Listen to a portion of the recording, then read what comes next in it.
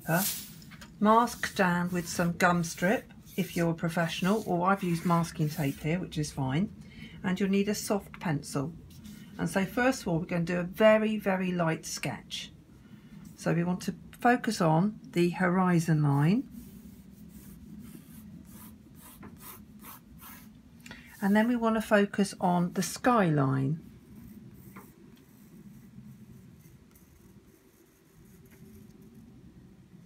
Then we want to focus on just placing where the house is going to be.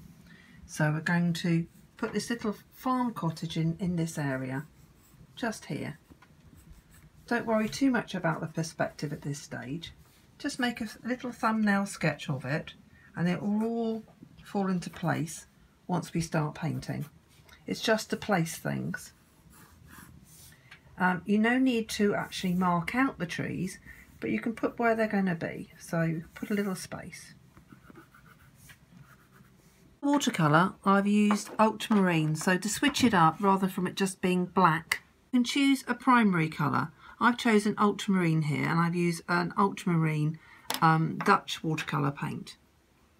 I've made now 3 different variations of that tone, and I'm checking that out, so you can see that that's quite a nice light one. This one's the medium tone.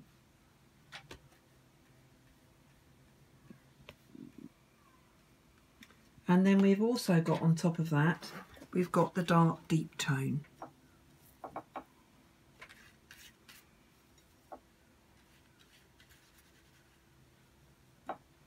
And of course with watercolour, the successive coats of one on top of the other will give you a progressive tonal value. We've got the low value going right the way through to your high value.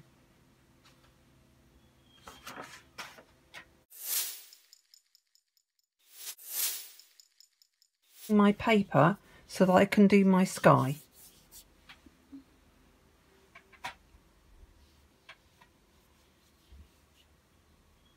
And I'm going to leave it just to this edge here, so that will be where my sky will end. So that's wet into wet, and you just check it's wet by the shiny bits of paper. So I'm going to introduce to that now the colour.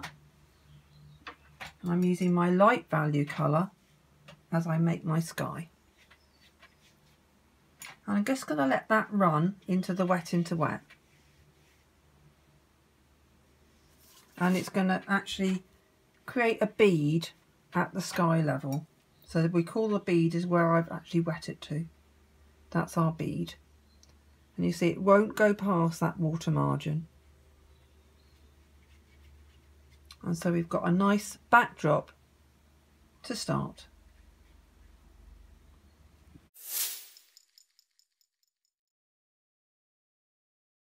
So you can see now that this is semi-dry, but the bead has dried up, so it means that I can paint directly next to that and it won't bleed into it.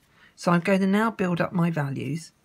I'm using the mid-tone now, and I'm going to paint into this background area. Leaving a little bit of space. It's always nice to leave a little bit of space. Doesn't always have to be completely all the way across.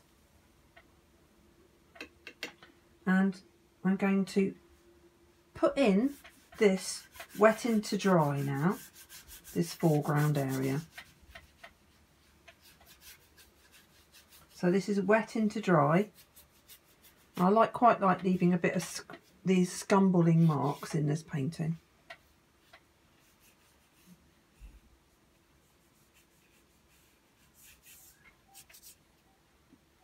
Good.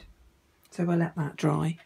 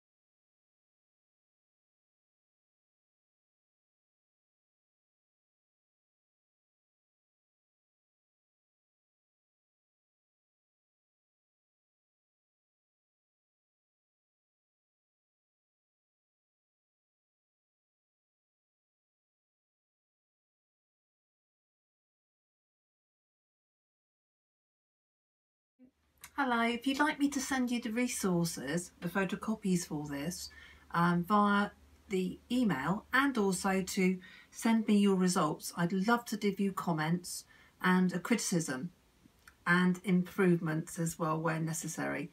So let me know, send me your photos of your finished results, and I'll see you next week. Bye for now.